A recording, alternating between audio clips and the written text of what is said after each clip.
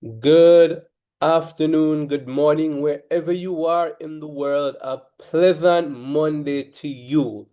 You are tuned in to the International Reparation Debate Competition for 2026. This competition sees teams from across the world, the Caribbean, the Caribbean and the United Kingdom competing to see who will be crowned the champion of IRDC 2026.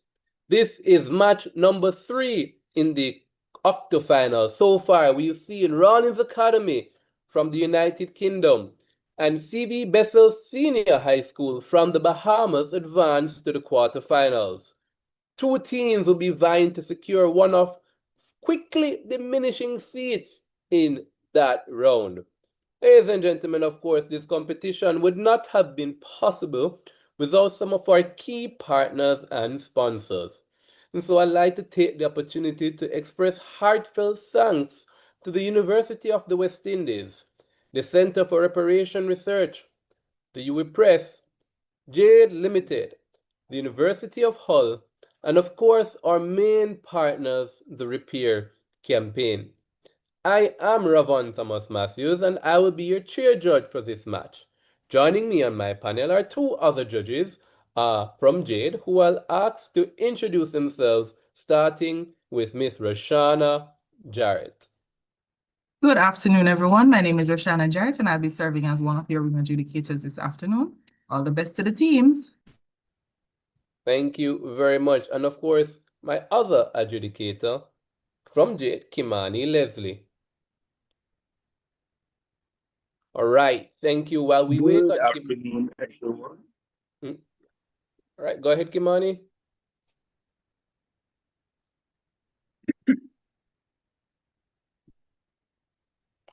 All right, a little bit of technical difficulties there from Kimani, but that's quite okay. I'm sure he is hearing us clearly in this match.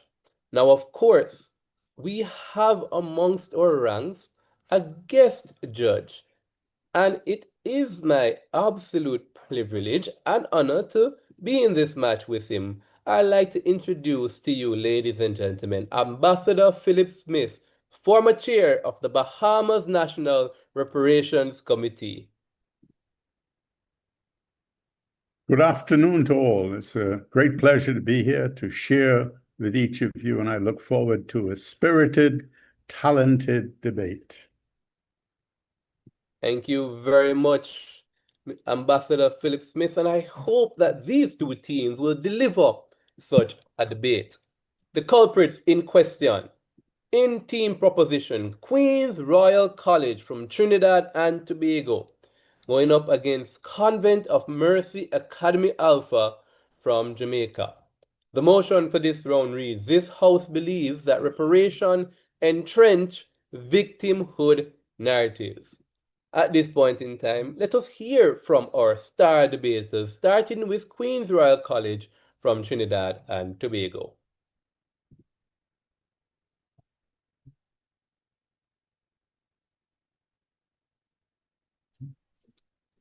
Good morning, everyone. My name is Joel Munro. I'm today's Prime Minister and full speaker. Afternoon, everyone. My name is Akash Ratu. I am today's Deputy Prime Minister, the second speaker.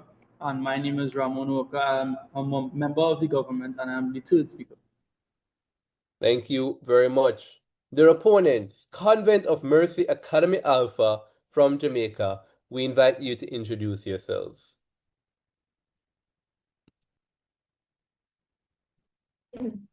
Good afternoon. My name is Noika Archer and I'm first opposition leader. Morning. My name is Akila Wilson and I'm the second speaker. Good afternoon. My name is Cyan Brazil and I'll be serving as the whip speaker. Thank you very much. Now, all debates are governed by a format. The International Reparation Debate Competition is governed by the Jade Parliamentary format. And so the format will go as follows. First speakers from each team, you will have 7 minutes to present your case. Second speakers, you will have 6 minutes. And the third and final speakers from each team will have 5 minutes to present their case. It's important to note that the first and last minute of each speech is considered protected time, in which no points of information will be allowed.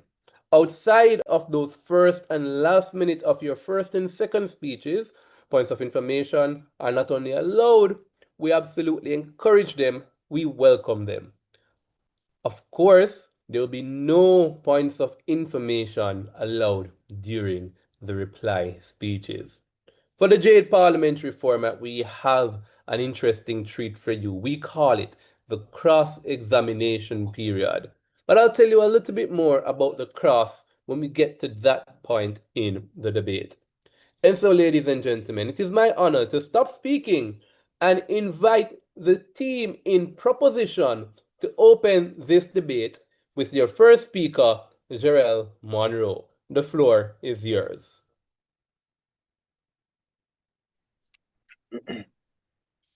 Okay, I'll begin in 3, 2, 1. Societies must choose how they define themselves. They can define themselves by the injustices that shape their past or by the agency and progress that will shape their future.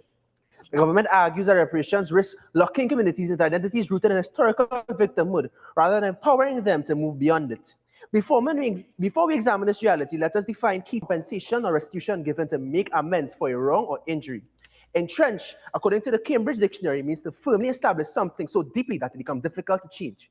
Finally, a victimhood narrative, drawing from social psychology research on collective victimhood, is a narrative in which a group frames its collective identity around perceived harm or injustice inflicted by another group, as stated in the International Journal of Conflict and Violence, 2009. With these definitions in mind, we examine why reparations risk entrenching these narratives. The Caribbean was shaped by the transatlantic slave trade and the broader systems of European colonialism. Millions were exploited, and enormous wealth was extracted while local societies were left structurally disadvantaged. These legacies, economic inequality, persistent underdevelopment, and social stratification remain visible today. The government is not denying historical injustice. Slavery and colonialism were real, documented, and deeply consequential. The question is not whether injustice occurred, but how addressing it shapes collective identity.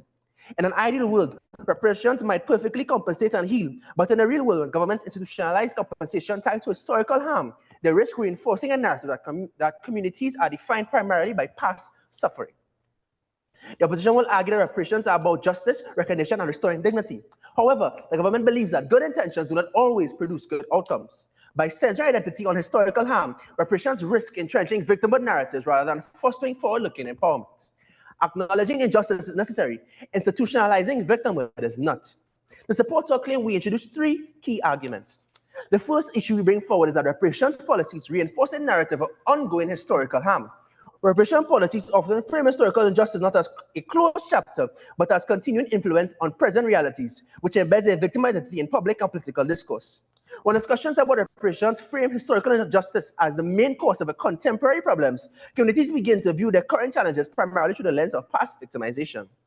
In the Caribbean context, political leaders have explicitly connected the region's continued vulnerability to crisis, especially climate change, with the legacy of slavery and colonial underdevelopment.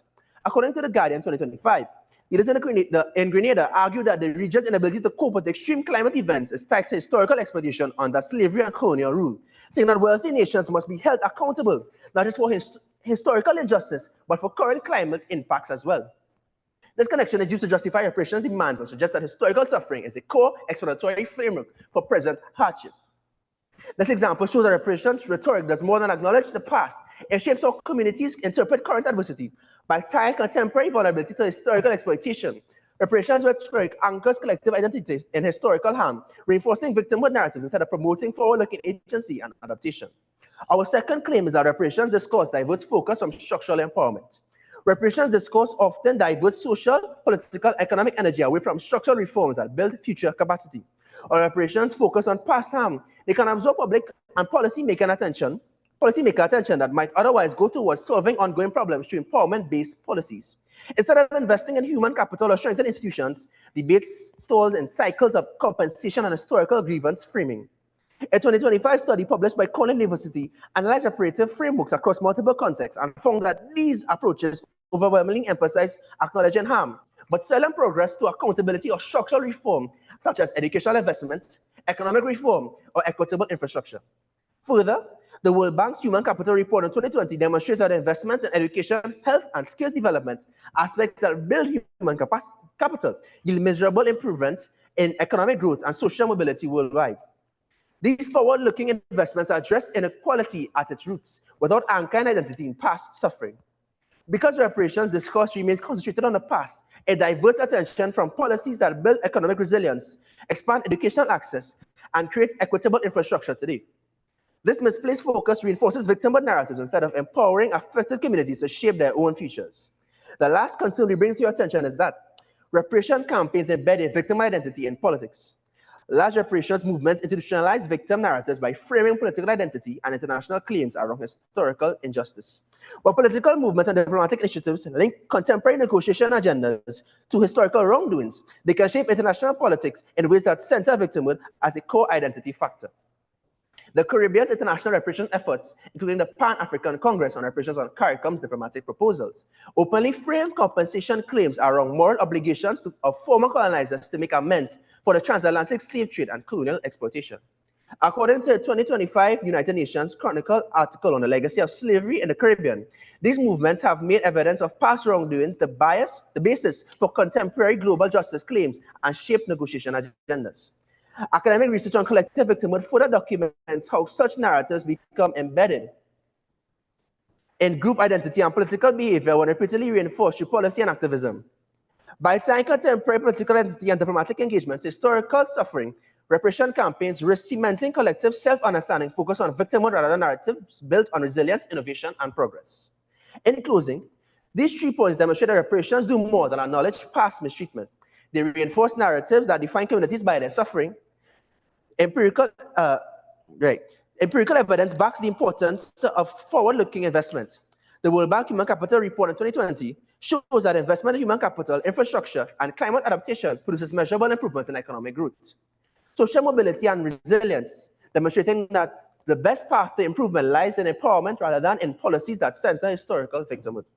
Therefore, while justice and historical acknowledgement matter, the method of addressing them matters even more. Reparations entrench victimhood narratives, whereas alternative approaches empower communities to define themselves by opportunity and progress, not suffering. The government stands. Thank you very much. That was, ladies and gentlemen, Gerald Monroe, the first speaker from Queen's Royal College. And now, to open this debate for Convent of Mercy Academy Alpha, we invite their first speaker, Nelka Archer. Esteemed judges and adjudicators, at the heart of this debate is a very dangerous idea from the government that seeking reparations for historical wrongs somehow traps society in victimhood. The opposition rejects this completely because reparations are not about defining people by their suffering. Reparations are about correcting injustice, restoring dignity, and ensuring that history does not continue to shape inequality in the present. What the government asks this house to believe is that the moment a society demands accountability for injustice, it somehow weakens itself. That acknowledging harm locks people in victimhood. But Mr. Speaker, reparations have never created victimhood narratives. It is a framework of justice. The central flaw in the government's argument is that it confuses accountability with victimhood. Reparations are not about encouraging societies to define themselves as victims. They are about acknowledging injustice and repairing measurable harm. In international law and moral philosophy, when one party commits a systemic injustice that produces long-term harm, the court orders restitution, compensation, and structural repair. Reparations operate on the exact same principle. In transitional justice, reparations exist to acknowledge wrongdoing, repair damage, and restore dignity to those harmed. That is not controversial. It is the foundation of modern justice system. The demand for reparations is not an emotional appeal based on grievance. It is a structured claim that colonial powers extracted immense wealth through slavery and plantation economies, while leaving the Caribbean societies with deep structural inequalities. The region's economies were designed primarily for extraction. Sugar, coffee, and other commodities were exported to Europe, while the Caribbean's industrial development, infrastructure, and education remained underdeveloped. Reparations therefore seek to correct those structural distortions. History demonstrates this clearly, that reparations do not entrench victimhood narratives. After the atrocities of World War II, Germany paid billions in reparations to Holocaust survivors and the State of Israel through agreements facilitated by organizations such as the Conference of Jewish Material Claims against Germany. These reparations did not trap Jewish societies or communities in victimhood. Instead, they recognized injustice, restored dignity, and contributed to rebuilding communities. The same principle applies in the Caribbean. Reparations are not about defining Caribbean societies by their suffering. They are about recognizing that historic exploitation produced real economic consequences and that justice requires meaningful repair. When the government frames reparations as victimhood, they are effectively arguing that acknowledging injustice itself is harmful, a claim that undermines the very idea of justice. Mr. Speaker, look at the apartheid South Africa. Through the Truth and Reconciliation Commission and reparative programs, the country acknowledged the injustice of the apartheid while trying to rebuild institutions and move towards equality. That process was not about staying trapped in the past. It was about confronting injustice so the country could move forward. On my second point, reparations strengthens Caribbean sovereignty, not entrench victimhood narratives. Another misconception in the government's case is that the idea that reparations promote dependency or passive victimhood. In reality, Caribbean reparations movement represents an exercise of political agency and sovereignty. Victimhood implies passivity. The idea that a group simply accepts its condition without attempting to change it. The Caribbean reparations movement does the exact opposite. Caribbean governments and intellectual leaders have organized regionally, conducted historical research, and brought the issue of reparatory justice on the global diplomatic stage. Through institutions such as the CARICOM Reparations Commissions, Caribbean states have developed coordinated policy proposals and actively engaged former colonial powers in the dialogue about historical accountability. That is not victimhood, it is a strategic political action. By demanding reparations, Caribbean states are asserting that they have the authority to challenge historical narratives that normalize colonial exploitation. They are refusing to accept the idea that wealth extracted during slavery and colonial rule should remain permanently undressed. Moreover, the reparations framework itself is designed to enhance long-term sovereignty. Many proposals emphasize development investments such as education programs, technology transfer, and health infrastructure. These policies are not about dependency, they are about equipping Caribbean societies with the resources necessary to build stronger economies and institutions. Mr. Speaker, reparations recognize collective harm without defining identity. Some injustices were not isolated acts against individuals. Systems like slavery and colonial exploitation reshaped entire societies. They concentrated wealth in some places while leaving others with structural disadvantages that still exist today. Acknowledging that reality is not about defining people by their suffering, it is about acknowledging or recognizing how those systems work so that their consequences can finally be addressed. Reparations around the world include more than just money. They include memorials, restitution, institutional reforms, and guarantees that these injustices will never happen again. The goal is not to create permanent victims. The goal is to ensure that injustice is recognized and never repeated. When society honestly confront their history, they can build stronger and more just futures. We see this in Canada's efforts to acknowledge harm done to the Indigenous communities through residential schools. Reparations and formal apologies are meant to recognize that harm and move towards reconciliation. They're not about labeling Indigenous communities as permanent victims. They are about justice.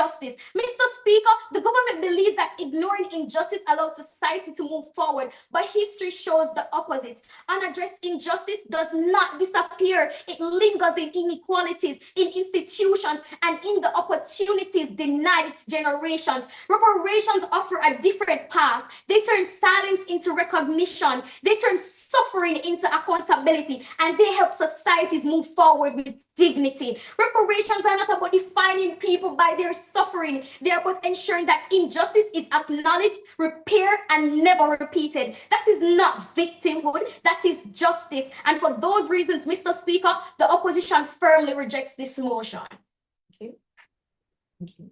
And Thank you. thank you very much. That was the first speaker from Convent of Mercy Academy Alpha, Nayoka Archer.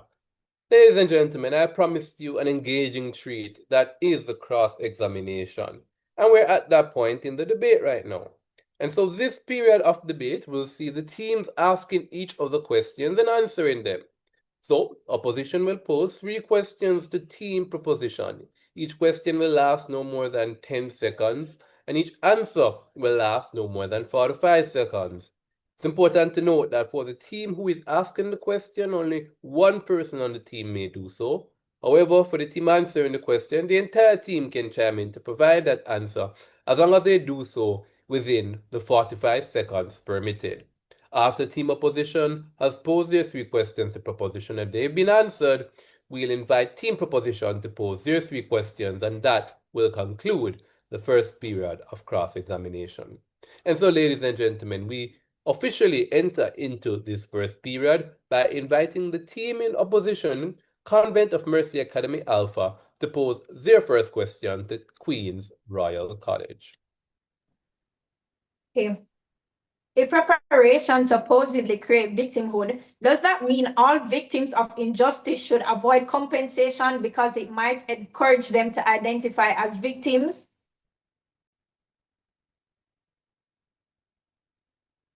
Thank you for that question. And they should be encouraged to receive compensations, but not through reparations, because through reparations, they're entrenched in victimhood. And how so? Well, it's because of the fact that reparations, the frameworks, just as the ones that you have outlined, actually allows for their frameworks to be adjusted around the fact that they are living in a society where they are being blamed for all their underdevelopment because of historical injustices, and it actually confines them to one label instead of empowering them for further development, because reparations are not strategically adjusted so that individuals are empowered as opposed to confined. Germany paid reparations after the World War II. Do you believe those reparations entrenched Jewish victimhood narratives, or were they necessary justice? They were forced justices after Germany lost the war, all right? And it was compelled upon them so that the Jewish were compensated. And yes, the Jewish do have a victimhood narrative. If you look at the aspect of Jews in modern day society, they have evolved. It has evolved over time, but there's actually research to show, or there's evidence to show that Jews are, being Jewish is still a discriminated religion, and goes back to the victimhood narrative that Germany would have implied and put upon that. And as you mentioned, Germany, you also mentioned that they paid reparations to Israel. And so I ask to you all, where is Israel of today? Are they still not victims of injustices? Are they not still entrenched in a victimhood narrative? And I think we all know the answer to that question. Okay. If reparations create victimhood, does that mean acknowledging historical injustice is harmful and society should simply ignore past wrongdoings? So there's a difference between acknowledgement and institutional framing. It's completely different. When policy frameworks repeatedly link contemporary challenges to historical harm through reparations discourse, as you've mentioned, that narrative becomes embedded in political identity, in an identity of a collective community, right? So that's our response. Thank you for your questions. All right, at this point in time, we now invite Queen's Royal College to pose their questions to Academy Alpha.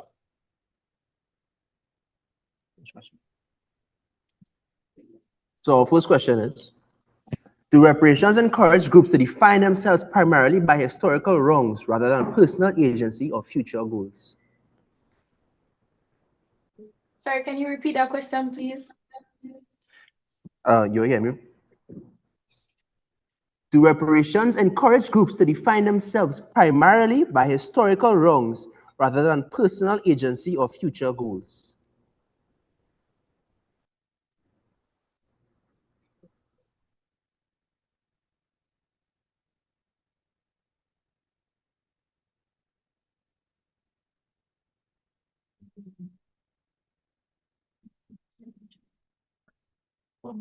One more time, please. Not a problem, but are you hearing us clearly? We just want to make sure it's not a technological issue. Okay, yes, we're hearing you. All right. The reparations encourage groups to define themselves primarily by historical wrongs rather than personal agency or future goals. Firstly, reparations do not encourage people to define themselves as victims, because what reparations basically do is go into the past and confront the past and fix the past, and then because if you leave those injustices unaddressed, there will literally be we can't move forward unless we confront the past, because we're still faced with those inequalities today, and we're not focused on the victimhood identity. We're focused on us as a people, and we're focused on moving forward. We're not looking back in the past, and we're not saying that, oh yes, we're victims, because I know the Jewish people over there, they're not saying themselves as victims after they have received reparations. They're not doing that. They're building a better society with the reparations that they have gotten. Additionally, even though Germany had contributed to reparations towards them, you had mentioned that they still have discrimination. Multiple religious groups are still receiving discrimination, and they haven't received reparations either. Thank you. Okay, so our second question is, do reparations encourage people to create the identity of historic victimhood rather than proactive, forward-thinking citizens? Sorry, could you repeat the last part of your question one more time? Do reparations encourage people to create the identity of historic victimhood rather than proactive, forward-thinking citizens? We would like to argue that reparations are actually our way of being proactive, forward-thinking citizens. If you consider the economical state that reparations have left us in, it would be impossible for us to try and build from the ground up after being left in such an economical state of distress, which is why reparations are so important, so that we may be able to propel ourselves into a better future for the citizens. I mean, where are we going to be receiving that apology from? Where are we going to be receiving such large cultural heritage sites from, such psychological treatment from, if not from the past colonizers? They are what will propel us into the future. So, thank you. And thank you very much for that first period of engaging cross-examination. There's one more question. There's one more question. Yes, thank you. Of course, go right ahead, Queen's Royal College. All right. So our final question is, does the focus on reparations trap society in a cyclical adversarial relationship with its past, thereby negatively affecting its future?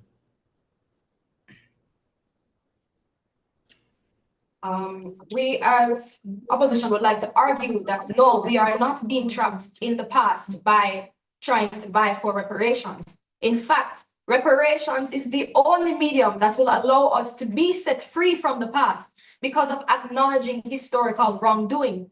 I must ask, how can we move forward in the future if we have not clearly defined what has happened in the past? If past colonizers have not acknowledged what they have done? How can we even encourage proper diplomatic relationships that are built on deceit? Because past colonizers refuse to acknowledge what they have done to countries who have suffered from them. And if you don't address the injustice, it will just become inequality over and over again, and it will never change. So if you don't act...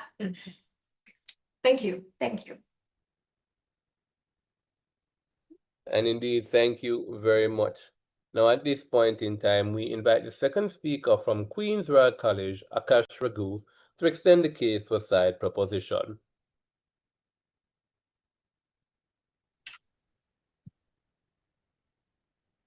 Am I being heard? Loud and clear. Ready when you are. Members of the House, before we continue, let us first address some of the claims the opposition has made. The government does not deny the moral weight of history or the significance of justice. However, we argue that how we pursue justice matters as much as the justice itself.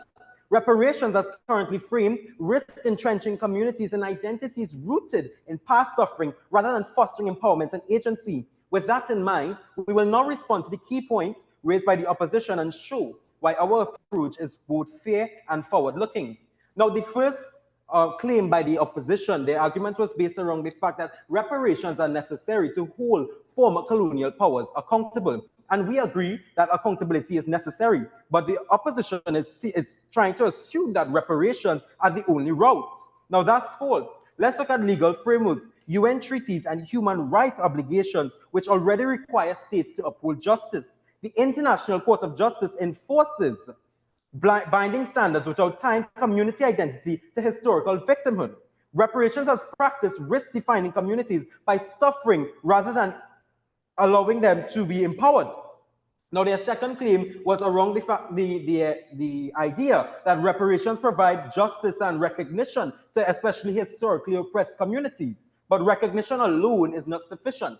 Justice must be forward-looking. Academic research by Cornell University entitled "What Comes After Harm? Mapping Reparative Actions in AI Through Justice Frameworks" shows that reparations often stop at symbolic acknowledgement and fail to achieve structural reform. Communities may receive rhetorical recognition, but systemic inequality in education, infrastructure, and climate resilience persists, as opposed to what the opposition is claiming. You see, true justice is measurable and empowering, which is why the World Bank reports that human capital investment produces far greater economic and social mobility than symbolic reparations alone. Now, another claim or another view of the opposition is that without these reparations, historical injustice remains unaddressed, as they stated, and evidently in its inequality persists. But this assumption is one that allows for compensation tied to victimhood as the only way to redress inequality, but evidence shows it's not.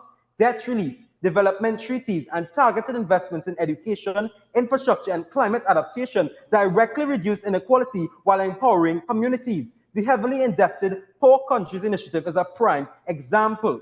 Now, my last point to address is their point that reparations, in a sense, they're saying is morally imperative and failing to pay them is unethical. Not the exact words, but it's clearly what they ensued. Morality requires accountability-worthy opposition, and it seems that you are conflating ethical responsibility with methods that embed victimhood. Truth-telling, formal apologies, and development treaties allow former colonial powers to acknowledge harm, fund future-oriented programs, and improve lives without defining entire communities by historical suffering. It's funny enough that you mentioned Canada's Truth and Reconciliation Commission, not reparations, Reconciliation Commission, who was able to demonstrate in 2015 how recognition can occur ethically without victimhood. Now, reparations are necessary to restore dignity and social identity, another claim. But restoring dignity does not mean constructing identity around victimhood. In fact, reparations risk cementing victimhood as the central lens through which communities see themselves, limiting agency. Forward-looking development, education, and legal accountability allow communities to rebuild dignity through achievement and empowerment. Once again, I reference the World Bank, who has evidence to show that investments in human capital enhance social mobility and self-determination. The truest restoration of dignity is agency, not compensation tied to past harm.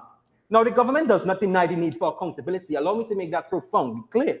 Former colonial powers must be held responsible, but accountability does not require policies that institutionalize victimhood. There are alternative mechanisms that achieve reparative justice without centering identity on historical suffering.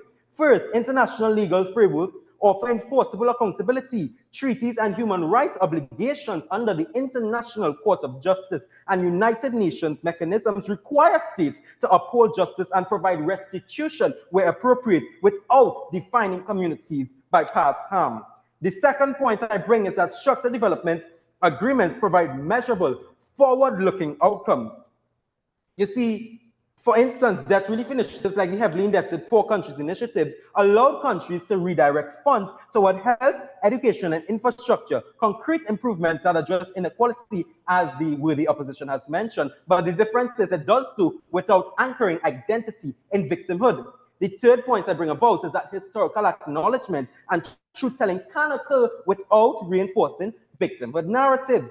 Canada's Truth and Reconciliation Commission I bring to the forefront again, which acknowledge Indigenous injustices through formal processes and educational initiatives while promoting policy change and public understanding rather than defining identity around past oppression. That is the reality of what the Truth and Reconciliation Commission did. And educational curricular reforms can teach history fully, cultivating awareness and empathy without imposing a collective victim identity. Now, in conclusion, the government is not opposing justice. We are advocating for justice delivered in a way that empowers rather than confines. Reparations as currently framed risk defining communities by historical suffering.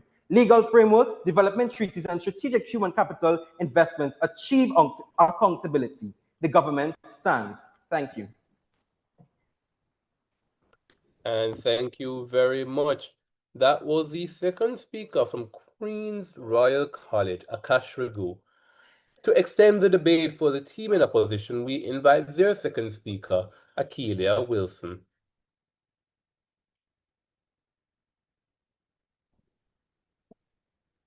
Mr. Speaker, the proposition wants us to believe something deeply absurd today, that repairing injustice somehow creates victimhood, and that acknowledging centuries of exploitation trapped societies in the past.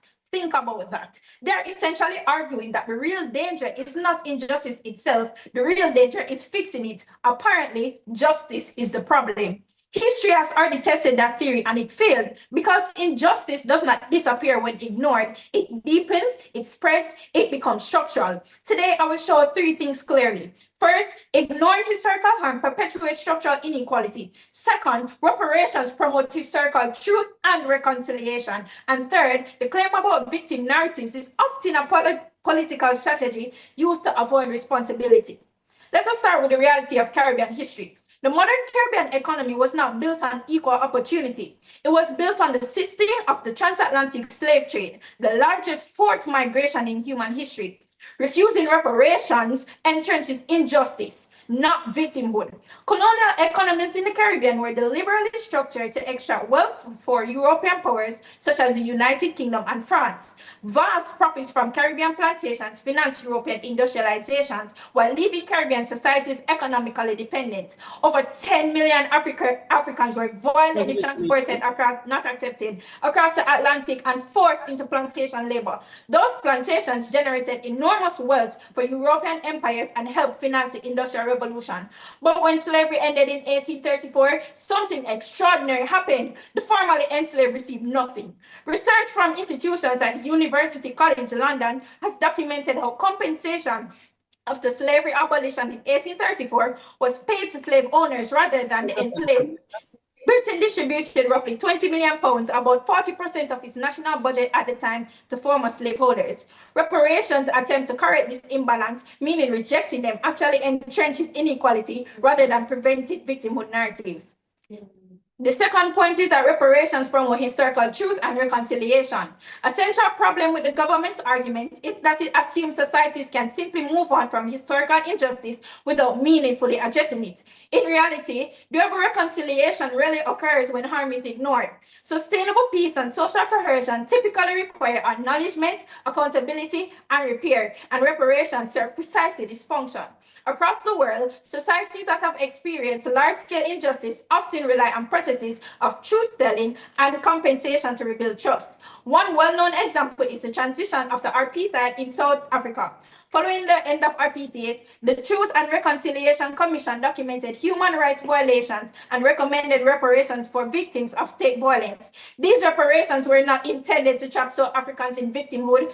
Rather, they recognized that reconciliation requires public acknowledgement of harm and concrete efforts to repair it. CARICOM's 10-point plan begins with a full formal apology, and without such steps, unresolved grievances could continue to destabilize societies. When historical harm is acknowledged and addressed, societies gain the opportunity to build relationships based on truth and accountability rather than in denial. In this sense, reparations are not about perpetuating grievance, they are about creating the conditions necessary for genuine reconciliation and long-term stability. Mr. Speaker, the third point is perhaps the most revealing. The claim about victim narratives often functions as a political strategy to avoid responsibility. Notice what happens in this debate. When people demand justice, the conversation suddenly shifts. Instead of discussing the injustice itself, critics begin attacking the people raising it. By framing reparations as a psychological problem, suggesting that reparations encourage victim mentality, the government shifts attention away from the substantive question of historical responsibility. The rhetorical strategy has appeared repeatedly in debates about historical injustice. When Indigenous communities in Canada and Australia demanded recognition and compensation for harms caused by colonial policies, critics argued such measures would encourage victimhood. Yet, both governments eventually acknowledged the legitimacy of these claims. Canada established the Truth and Reconciliation Commission of Canada and implemented compensation for survivors of residential schools, measures intended not to entrench victimhood, but to recognize systematic harm and promote reconciliation. The same pattern appears in this debate about Caribbean reparations. When the opposition raises the issue of historical accountability for slavery and colonial exploitation, the government often shifts the conversation away from the historical facts and towards the alleged psychological consequences of seeking. By labeling reparation claim as victim narratives, they avoid confronting the historical evidence that colonial powers accumulated enormous wealth from Caribbean labor and resources.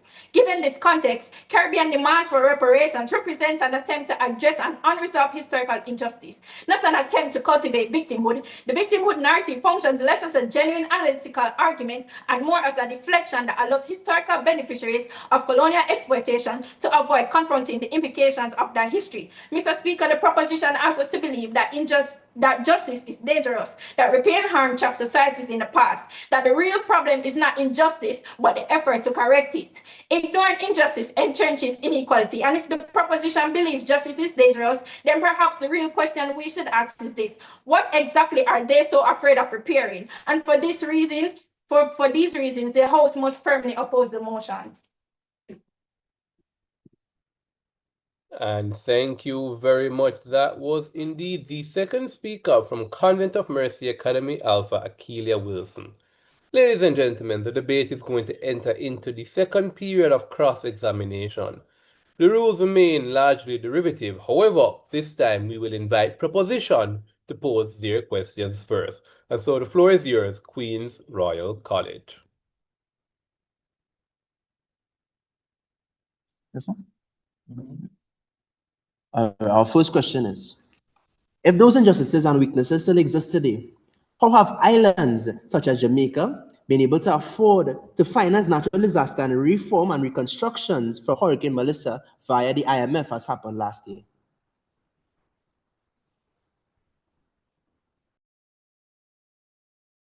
Can you read our question first, please? If those injustices and weaknesses still exist today, how have islands such as Jamaica been able to afford to finance natural disaster reform and reconstruction for Hurricane Melissa via the IMF as occurred last year?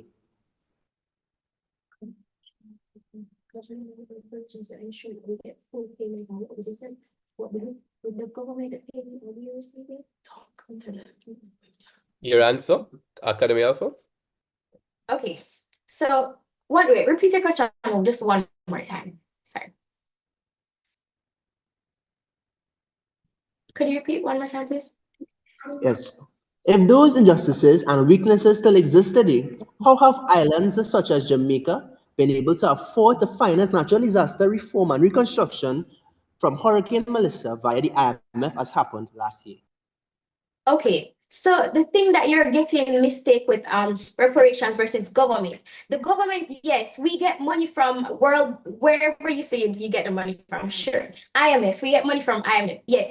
But the thing with reparations versus that money payment is that those development aid that we do receive are conditional. Reparations ensure that we get what we deserve, and we're not even victimizing ourselves, because it's not about creating an identity around reparations, but it's about we restoring our dignity so that we can build better societies and so that we can move forward and we don't have to look back. We're not even to add on to what my first speaker was saying, with the conditionalities that come with the IMF's donation, we are also putting ourselves more in heavier debt. We are trading a cage for another cage.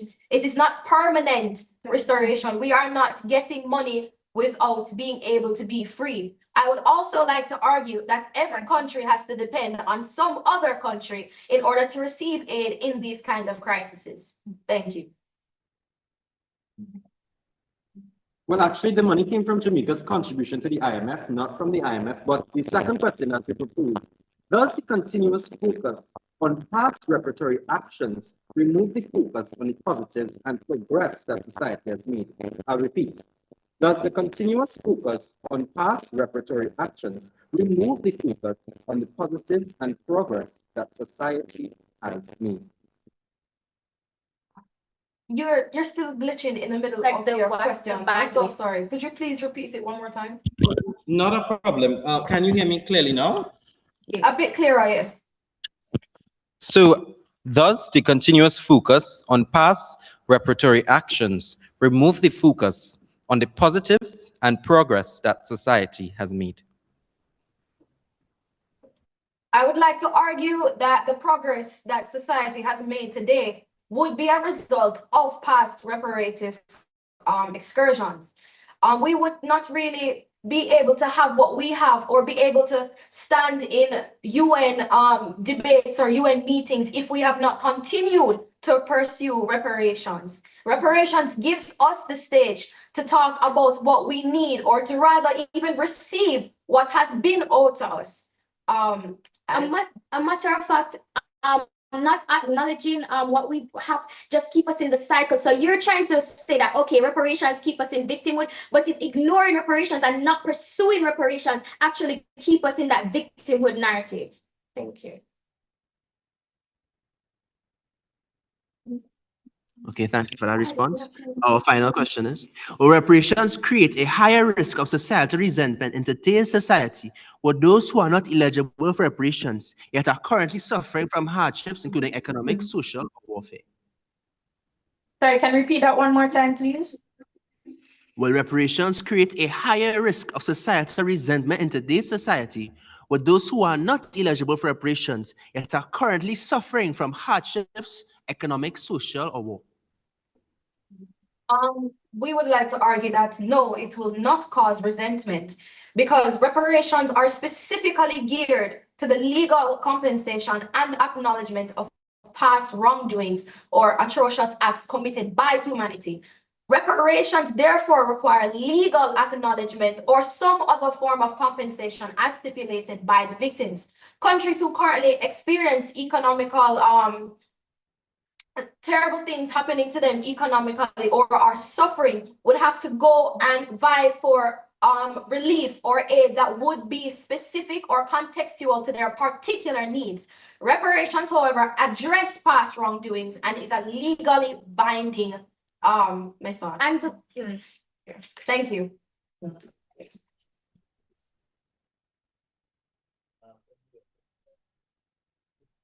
All right, thank you very much. And now we invite Convent of Mercy Academy Alpha to pose their questions.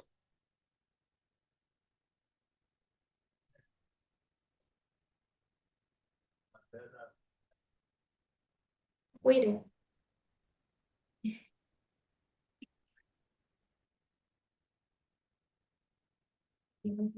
European economies accumulated enormous wealth through Caribbean plantation slavery. If those benefits still exist today, why should the harms remain permanently unaddressed? With the opposition, I'm beginning to question if this motion is about injustice or entrenching victimhood, because as we have mentioned before, we do acknowledge the injustices that have gone. What we are focusing on here is that the reparations entrench victimhood. As a matter of fact, let's look at the reality. Reparations are not even secured by said European former colonial powers. Okay, and but let's look at what has happened away from reparations. Our economies have been empowered. Societies have been empowered. They have been able to move on and develop education, health, and societal issues. Okay, and that's because of reparations. No, it is because of other development agencies that we were allowed to employ away from reparations because they have become unsuccessful. Thank you. The CARICOM's Reparations Commission proposes education, healthcare, and development programs as reparations. How exactly do development investments create victimhood?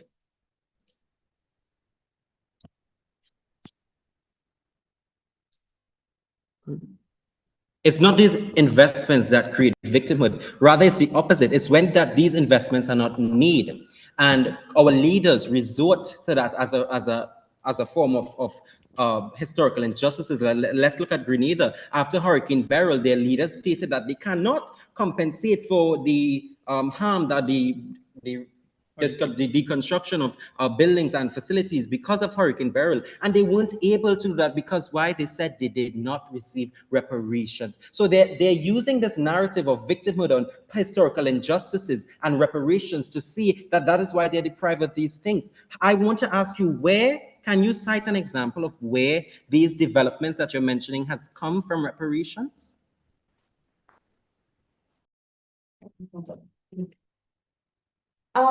It's our question to you, by the way. Oh, thank you. Thank you.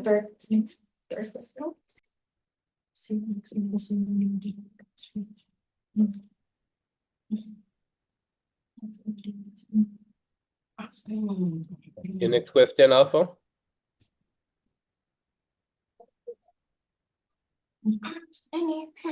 The government believes reparations reinforces victimhood. Are you arguing that societies harmed by systemic injustice should pursue progress without acknowledgement, accountability, and compensation for those who benefited from that system?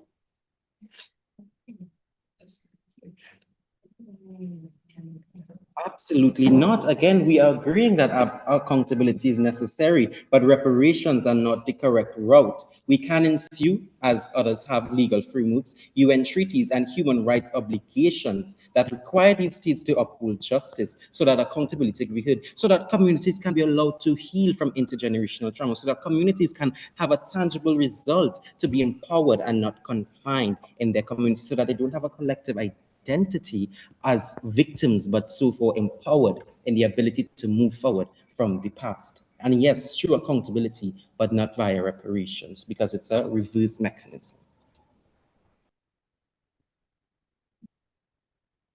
All right. Thank you very much to both teams for concluding the second period of cross-examination. At this point in time, the debate is going to pause for 1 minute to allow the finishing touches to be placed on those reply speeches, after which we'll invite the opposition reply speaker, and following that speaker will be the proposition reply speaker to conclude the debate. Your 1 minute pause starts now.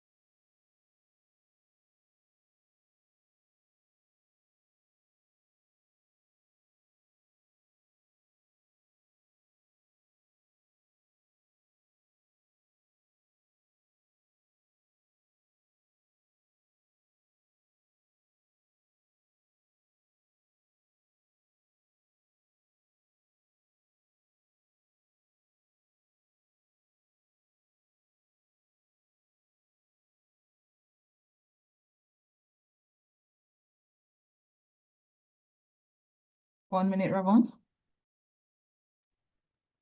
All right, thank you very much, Rashana, my very able and timely timekeeper. And so, ladies and gentlemen, to conclude this debate for the team in opposition, we invite their third and final speaker, Sahin Grizzle.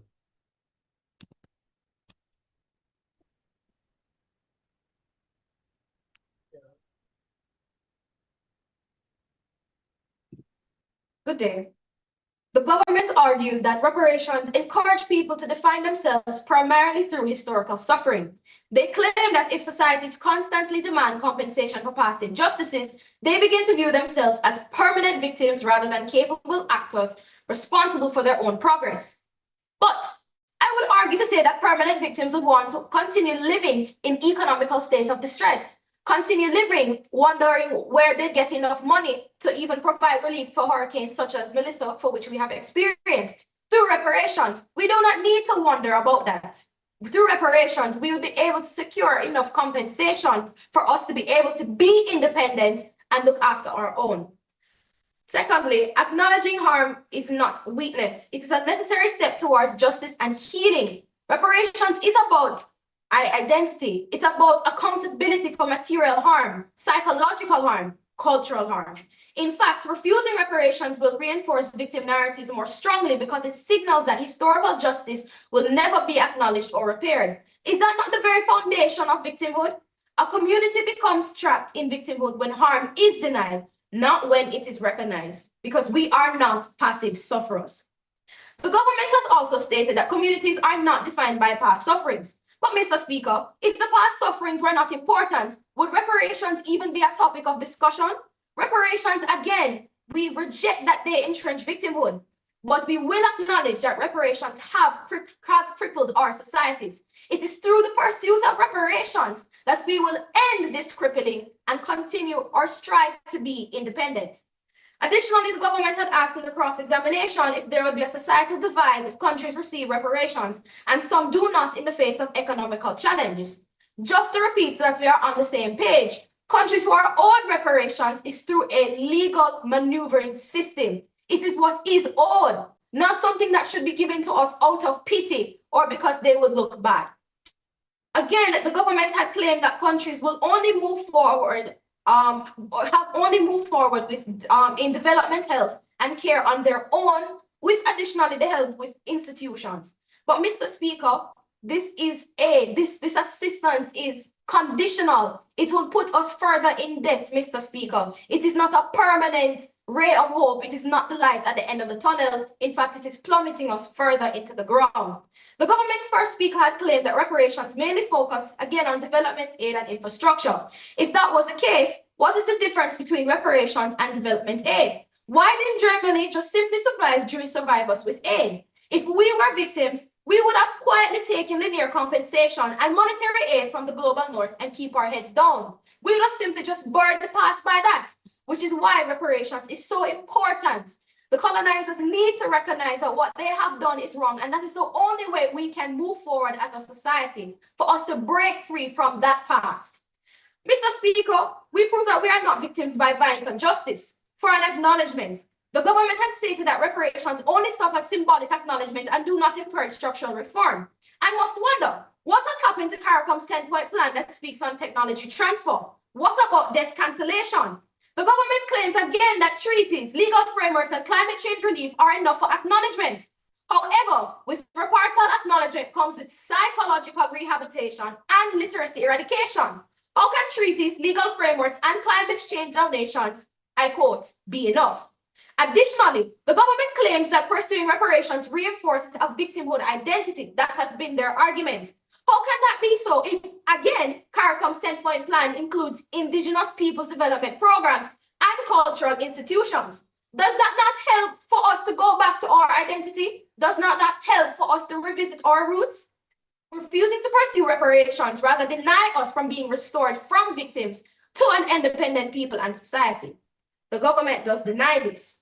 Throughout this debate, the government has attempted to convince us that reparations trap Caribbean societies in narratives of victimhood. But what we have demonstrated today is that reparations is not about victimhood. It is about justice, dignity, and historical accountability.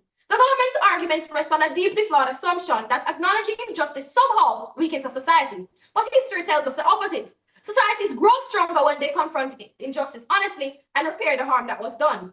The government also claims that this creates victimhood, as I have previously mentioned. But let us be clear. Victimhood implies passivity. It implies a society that accepts its condition without seeking change. The Caribbean reparations movement does the exact opposite. Through organizations like the CARICOM Reparations Commission, Caribbean governments have developed structured proposals focused on development, education initiatives, healthcare programs, technological transfers, and debt relief. These are not the demands of a victim mentality. These are the demands of societies asserting their sovereignty and demanding accountability, as my first speaker would have highlighted. Reparations are not about dwelling in the past. They are about repairing the past so that the future can be more equitable. And that is why the opposition firmly rejects the motion. Because reparations do not entrench victimhood narratives. We are not permanently making a stance. We are not defining ourselves forever by pursuing reparations. Reparations rather affirm. Thank you. And thank you very much for concluding the debate for Team Convent of Mercy Academy Alpha. That was Sahin Grizel. Ladies and gentlemen, we invite the final speaker of this debate from Queen's Royal College, Ramon Walker, to bring this debate to a close.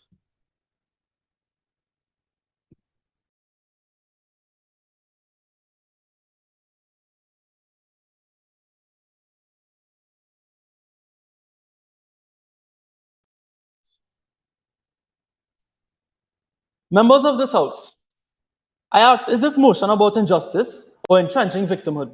Because the opposition clearly seems to have this confused. In this final speech, we will reaffirm why the government stands. Let us first acknowledge the lens through which the opposition sees the world. They argue that reparations are the only route to justice, recognition, and accountability. They see reparations as a moral imperative, a way to restore dignity and correct historical wrongs. The opposition focuses on symbolic compensation. We focus on empowerment, resilience, and forward-looking solutions. Now, they made ridiculous claims. Are you suggesting that a country can only move ahead if reparations are paid? Will a country magically experience development, structural reform, when an apology is made? Will the ills of our own society cease to this government? Because I am confused. You can see this government is speaking about responsibility, not blaming the past, but moving forward in the areas of sustainability, structural reform, natural disaster response, investment. This debate is about repercussions of reparations that entrench victimhood. The opposition has conflated justice for victimhood. We have provided alternative solutions to seek justice. What has the 10-point plan of CARICOM manifested? We are yet to get any reparations using that method. But the government asks you to consider a critical distinction. The method by which justice is pursued shapes the identity and agency of communities today. The government has already demonstrated through 3 clear points why reparations risk entrenching victimhood narratives. First, reparations policies reinforce a narrative of an ongoing historical harm. In the Caribbean, leaders explicitly link contemporary vulnerabilities, such as climate crises, to the legacy of slavery and colonialism. This rhetoric frames current adversity through a lens of past suffering, anchoring communities in a victim identity rather than fostering agency. The opposition has not shown how reparations shift communities beyond this historical frame. The moral argument does not erase the psychological or political embedding of victimhood. Second, reparations divert focus from structural empowerment. Symbolic compensation captures social and political energy while leaving inequalities in education, infrastructure, and economic opportunity largely unaddressed. Research from Cornell University in 2025 shows reparative frameworks overwhelmingly stop at acknowledgement without producing structural reforms. By contrast, as demonstrated in the World Bank Capital Report, forward-looking investments in human capital, infrastructure, and climate adaptation produce measurable social mobility and economic growth. The opposition's approach may recognize injustice, but it does little to empower communities to transform their present and their future. Third, reparations campaigns embed a victimhood identity in politics. CARICOM's international proposal and the Pan-African Congress frame global negotiations around moral obligation for historical wrongdoing, according to United Nations Chronicle in 2025. Political identity and diplomatic engagement become defined by historical suffering rather than resilience or innovation. The opposition fails to address this. This shapes collective self-understanding, where reparation ties sense of agency to past harm. Now, the government has also presented alternative real-world mechanisms for achieving justice without reinforcing victimhood. International legal frameworks, including the International Court of Justice and the United Nations Human Rights Obligations, hold states accountable through enforceable standards. Structured development agreements, such as debt relief initiatives under the Heavily Indebted Poor Countries Initiative and the EU ACP, as mentioned earlier, redirect resources toward education, infrastructure, and capacity building, producing tangible improvements without defining identity around suffering. Historical acknowledgement of truth-telling, exemplified by Canada's Truth and Reconciliation Commission provide formal recognition and policy change while cultivating awareness without victimhood entrenchment. When weighing the opposition's position against the government, consider this. The opposition's position is past focus, symbolic, and identity anchoring. The government's position, however, is future focused, structural, and empowering. While both sides value justice and accountability, only the government offers empirical evidence and real-world mechanisms that improve accountability, opportunity, resilience, and social mobility while respecting communities' agency. In conclusion, societies must choose how they define themselves. Will they be defined by historical suffering or by the opportunities, agency, and progress they can create today? Reparations as currently framed risk the former. The government has shown that through international law, development treaties, and forward-looking investments, communities can achieve justice without being anchored in victimhood. This approach aligns with our characterization. Identity should be shaped by empowerment and opportunity, not by past harm. And for these reasons, the government stands. Thank you. And thank you very much, ladies and gentlemen. That concludes this match in the Octo-Finals of the International Reparation Debate Competition for 2026. The judges are going to excuse themselves to another space and return to you shortly with the results of this match.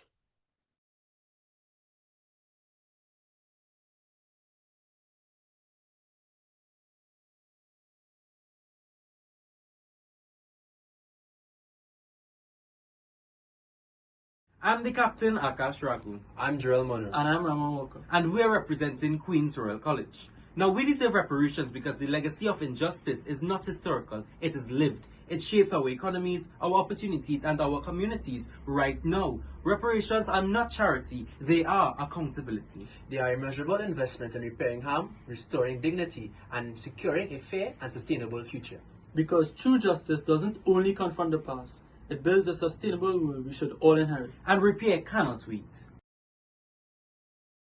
Why we need reparations today is not a plea for sympathy but a demand for justice. Europe's colonial system intentionally restricted literacy and education. This left the region with underfunded schools and limited access to higher education. Reparations are necessary to repair this engineered educational deficit. Slavery and colonial rule caused deep psychological wounds, cultural erasure, and color-based hierarchies that still influence Caribbean today. These harms persist through intergenerational trauma and identity struggles. Reparations would restore trust and affirm we were undermined, not unfit. The Center for Reparation Research is thrilled to launch this International Reparation Debate Competition. This International Reparation Debate Competition that we launched today for secondary schools is one of our most important projects. How do we engage youth on matters of reparatory justice? The change needed in the education system can only be advanced when the youth are engaged and their voices are heard. Why is reparations so important in and for the Caribbean?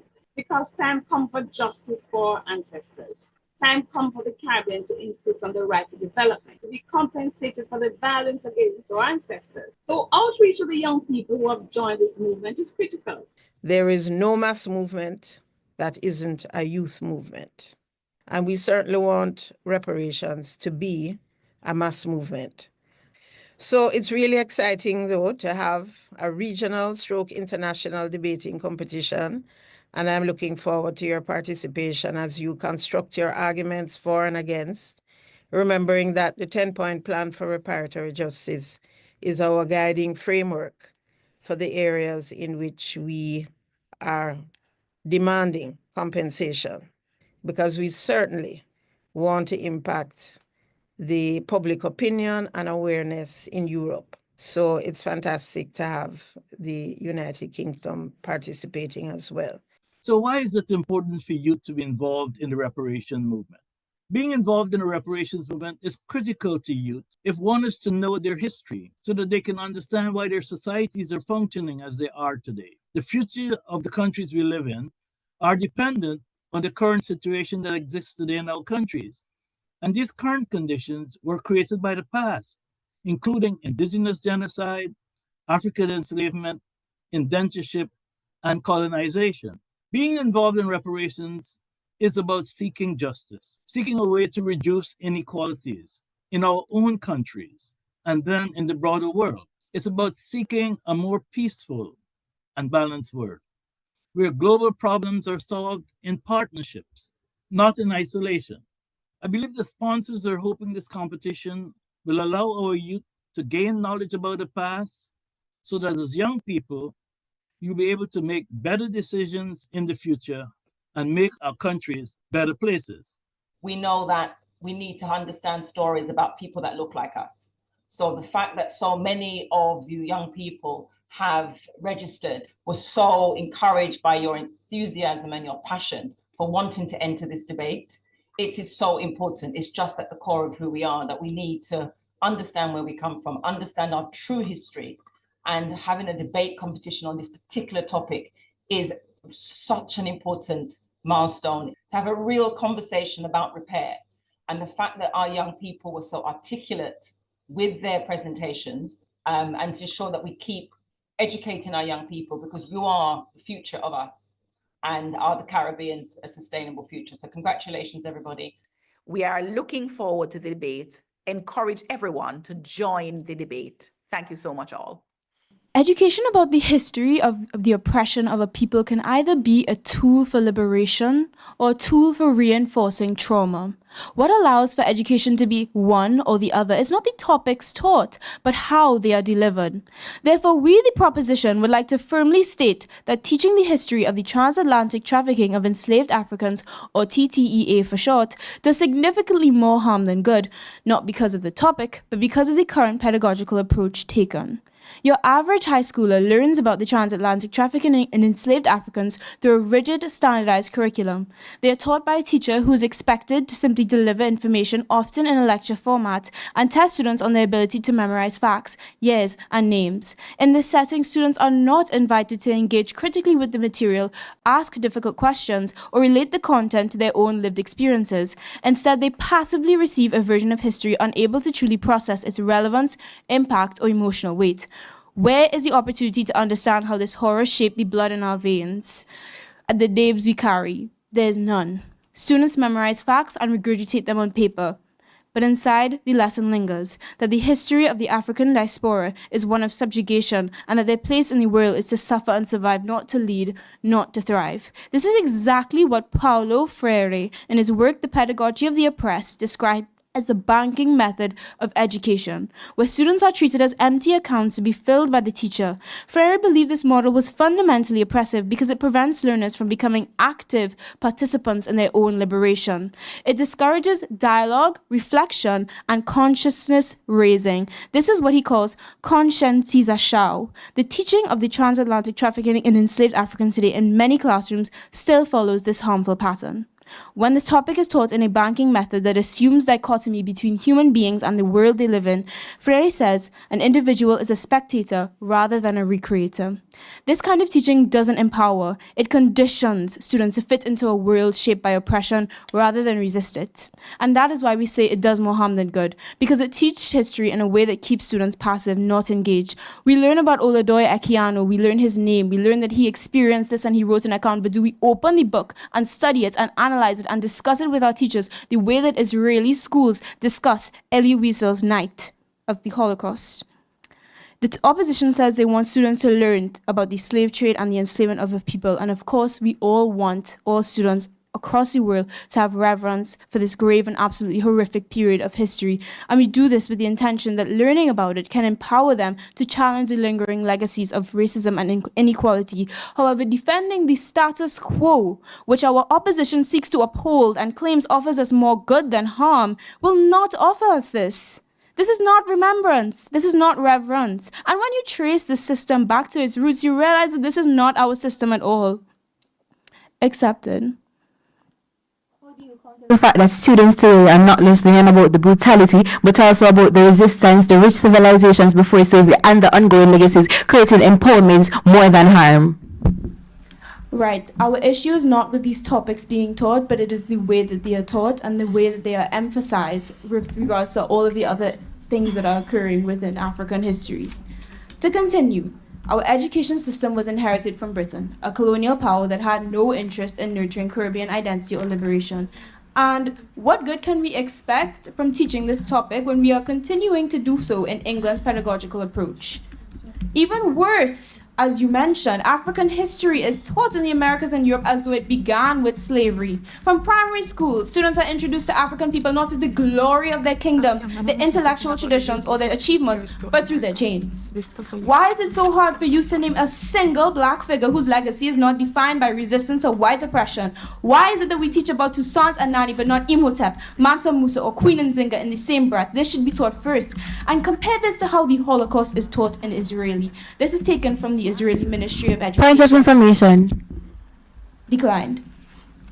Children are introduced to the brilliance of their culture first, their thinkers, their faith, and their resilience before they are taught about genocide. Their oppression is contextualized within a legacy of strength, not as the first chapter. If that isn't a pedagogical problem, then what is? When slavery is taught primarily as a story of powerlessness and victimization, with the current banking method of pedagogy, it does more than inform. It deeply affects the psychological development of students, particularly those of the African diaspora.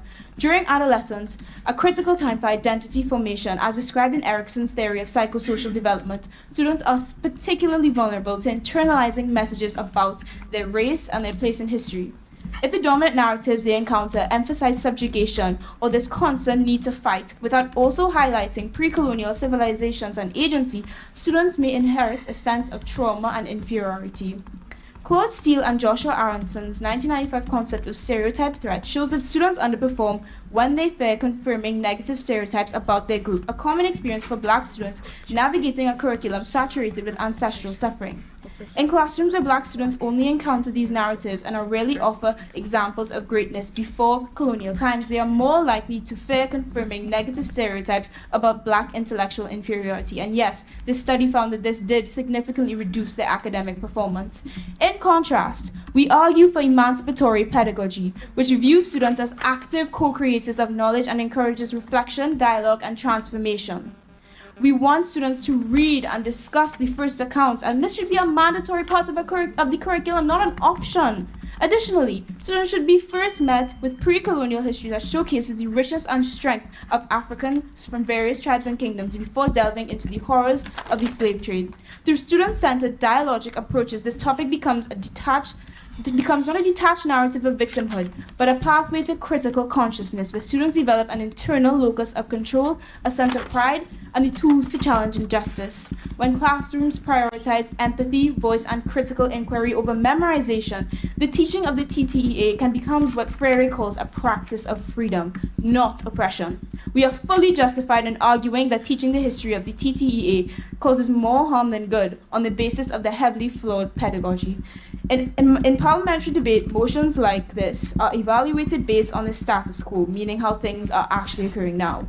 As such, the opposition cannot shift the debate by suggesting that in some ideal future it could be taught differently or argue on the basis of the principle. We are debating the present, and the burden is to defend the way that it is taught now.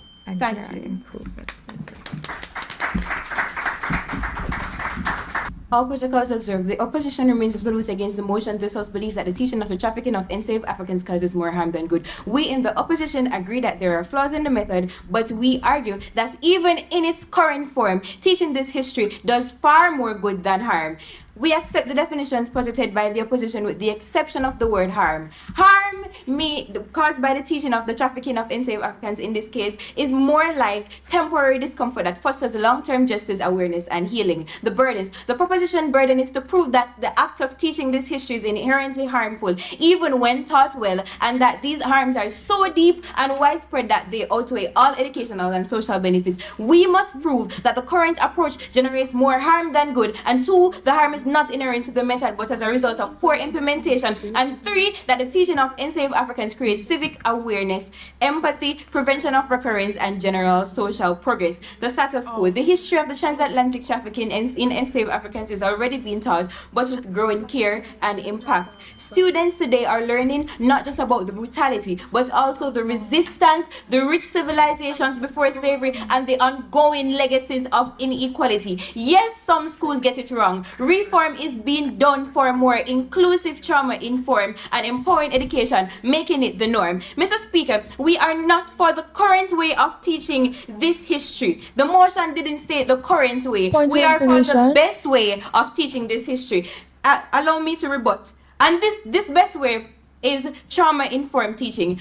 This would be training teachers to handle emotional topics with care, no graphic reenactment, use check-ins, and create safe spaces. This builds resilience instead of re-traumatizing students. And 2, balancing the story. Don't stop at brutality. Teach about African civilization, resistance leaders like Nani of the Maroons, and achievements of the African diaspora that restores pride and identity. 3, we would center real voices, use first-hand accounts, African scholars, and cultural sources to humanize the content and shift away from cold textbook trauma, and link the past to the present, which will let students reflect through debate, which is already being done, and modern connections to racism and justice. This transforms discomfort into action and purpose, including Black educators. Involve Black voices in teaching is as authenticity, prevents tone deafness, and build trust in diverse classroom. This is credible as the RUN program has a similar approach, and it has proven to be working, as it has a 94% increase in the racial unity and empowerment.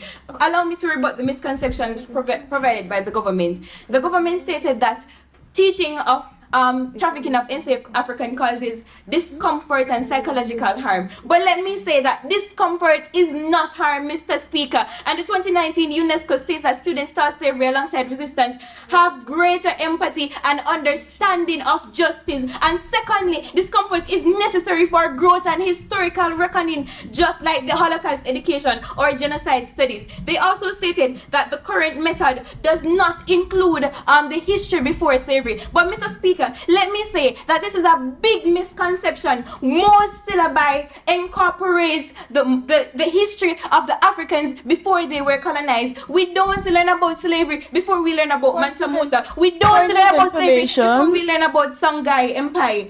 It is in the rationale also Points of information that the teachers should use discussions to actually engage the students. In today's debate, I will bring 2 substantive. 1, the current methods build civic awareness, empathy, and critical thinking. And 2, discomfort from learning is not the same as harm. It leads to empowerment. My second speaker will discuss justice and the prevention of repetition in the injustice, while my third speaker will prove why we remain supreme.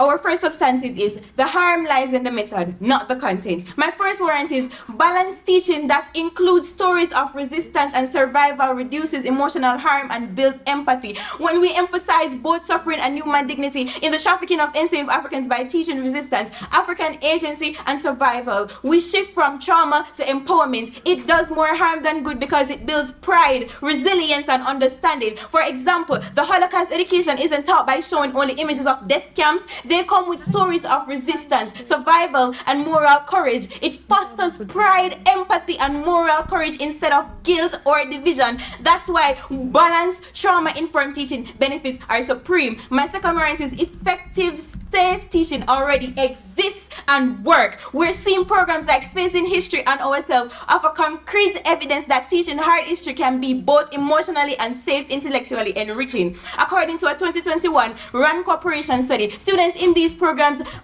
which is a reform program by the way, show that 94% increase in civic agency, meaning they felt more empowered to take social action and reported deeper empathy, stronger historical understanding, and more open-minded attitude. And the fact that we're seeing this in real classroom, Mr. Speaker, proves that harm is not inherent to the topic. It's about how we design the curriculum and support teachers, and we are currently doing this now through reform. If we have models that work, and we do, then the moral burden shifts to improving delivery, not erasing the content. My third warrant is suppressing this history causes more harm than good. Mr. Speaker, be aware that we're not talking just about the current history. We're talking about the teaching of the history overall, because that's what the mood says. In environments where slavery is ignored or downplayed, misinformation spreads like wildfire. Students grow up believing that slavery was minor, that racism is just a mere relic of the past, or that systemic inequality is simply an overreaction. This ignorance sustains real-world harm, and contrary to this, we're seeing that countries like Germany, who have faced their history head-on with regards to the Holocaust, show lower levels of historical denialism and far-right extremism than those that whitewash. The impact, it promotes social equity and activism, because when students learn this history accurately and empathetically, they become more socially aware, engaged, and ready to challenge injustice. And 2, it empowers empathetic, informed citizens who are empowered to fight modern injustice. And 3, it protects future generations from repeating injustice.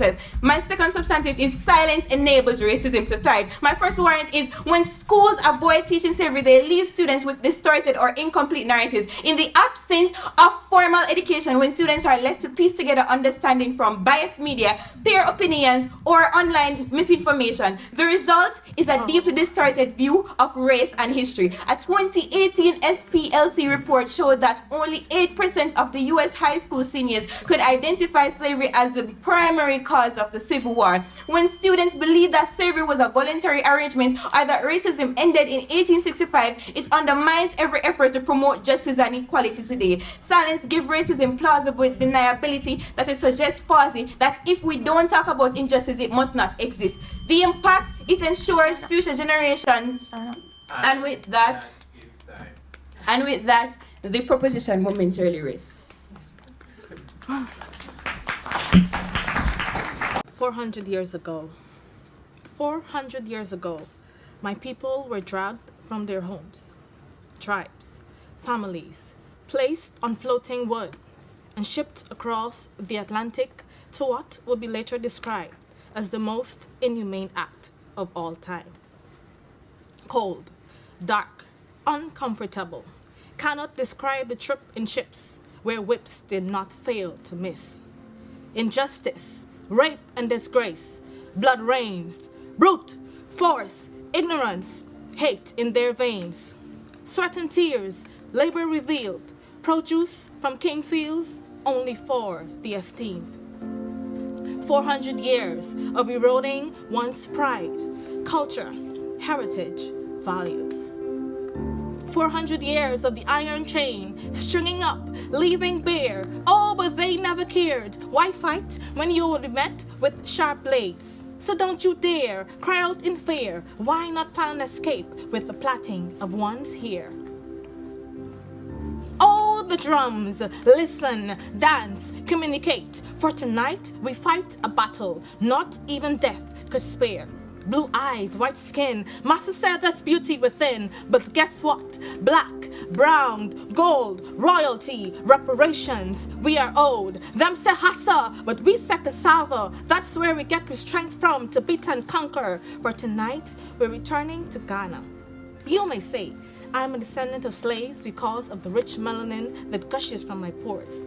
But I came to tell you tonight, I am not a slave.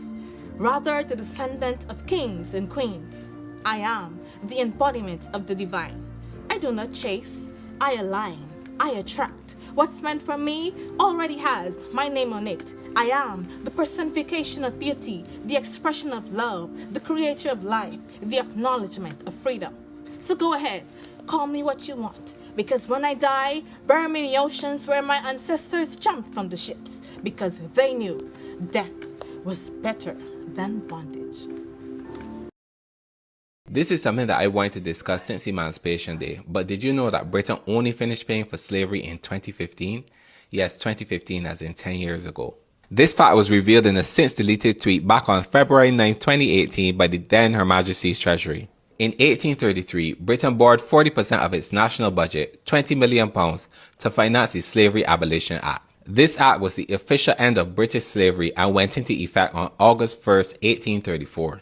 The money that was borrowed was used to repay British slave masters for their quote-unquote loss of property. However, for the enslaved, there was no repayment and no form of compensation was offered. The amount that was borrowed, the £20 million, was equal to £2.2 billion in today's money. The since deleted tweet from Her Majesty's Treasury pointed out that the taxes paid by people today was used to repay the loan that paid the slave masters. This would mean that people from the Windrush generation and their descendants, people from Barbados, Jamaica, Trinidad and Tobago and other British colonies, would have helped to repay the loan taken out to pay the people who enslaved their ancestors. Using this video, I want to highlight that when people say that slavery was so long ago, 400 years ago, ancient history and we should get over it, we can see that it wasn't that long ago. If we look at a timeline of the history of Barbados, we can see that chattel slavery in Barbados lasted 207 years, whereas the time from emancipation in 1834 to today is only 191 years.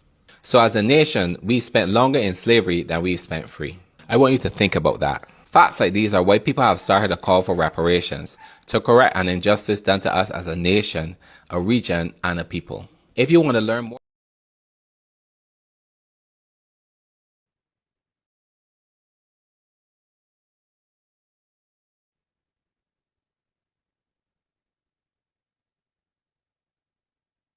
Right, ladies and gentlemen, we are back. The motion before us was a simple motion in wording, but quite a complex one in execution.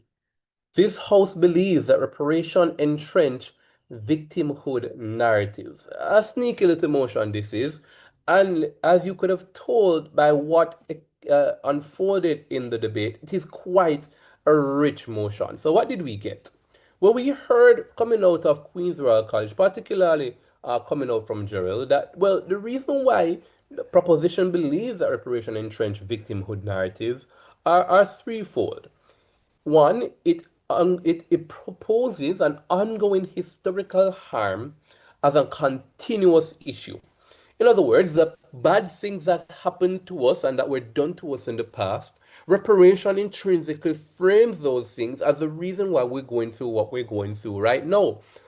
Jarrell contends that direct linkage between what happened then and what we're facing now is what is going to fundamentally cause for us to feel like we are in a victimhood narrative. He goes further to say that furthermore, it diverts from us our attention, our political capital, our capacity, our fiscal capital away from present solutions. Solutions, coincidentally, that Convent Alpha believes we can get primarily and to a greater extent through reparation. But nonetheless, Queen's Royal says that it diverts our capacity from what we can do. And finally, Gerald tells us that it embeds within our political system the framework that is we are where we are right now because of what has happened for us. These three aspects, Gerald contends, are the reason why we believe that it entrenches a victimhood narrative. So what did we get then in response from opposition? Well, they tell us, well, principally, victimhood implies some sort of passivity. Yes? They tell us that you're looking at this in a different way. And in as much as this debate definitely calls for that level of principled argumentation, we think that it absolutely is accessible in this debate. They tell us that in order for one to be a victim, one needs to accept this principle of being passive. And they tell us that we are anything but. We believe that. We agree with that. That when one paints the picture of victimhood, it paints a picture of one party being weaker than the other. It paints a picture of that weaker party being one that cannot fend for themselves, that is weak, that is powerless, and is incapable of creating the kind of solvency for the issues that they think need to be created for it. Alpha tells us that is not the case. They tell us that, well, quite frankly, she says that, well, quite frankly, what's actually happened is that we're coming together as a block. We're doing our research. We brought this idea to the World Forum, to the great stage. They tell us that what's actually happening is that we're taking the harms that have happened from enslavement, appreciating that that is the reason why we are here, and refusing to make ourselves victims, in as much as we're fully aware of we are where we are because of this. They say actually that the counterfactual is true. They tell us that if it is that we don't fight for reparation, as this motion implies that it is a weakening of the movement, now what actually happens is that we remain in victimhood without fully appreciating why it is that we need to come out of this. They tell us that by moving and galvanizing and operating, we break apart from that kind of victim narrative. We thought that was really compelling. And so, ladies and gentlemen, what we found in this debate is that it was pretty, the mutual exclusivity in this debate was less, in as much as both teams want to achieve the same thing. The question is, how does one achieve it? We take into consideration other arguments that came out in the debate, as well as like different mechanisms through which one can gain the sort of solvency for the issues that we want, and how those may or may not work compared to reparation.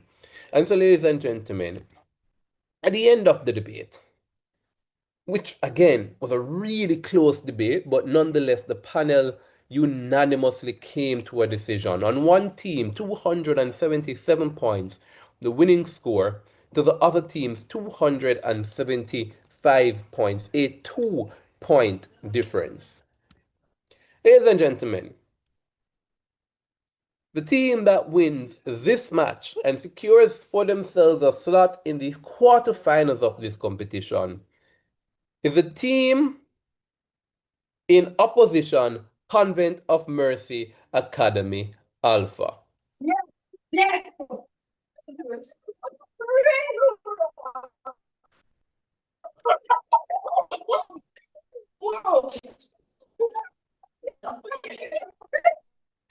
Their reaction is indicative, ladies and gentlemen, of how close a debate this was. Congratulations, Convent of Mercy Academy Alpha. Thank you. Thank you. The best debater from this match also comes to us from Convent of Mercy Academy, and that is the second speaker, Akeelia Wilson.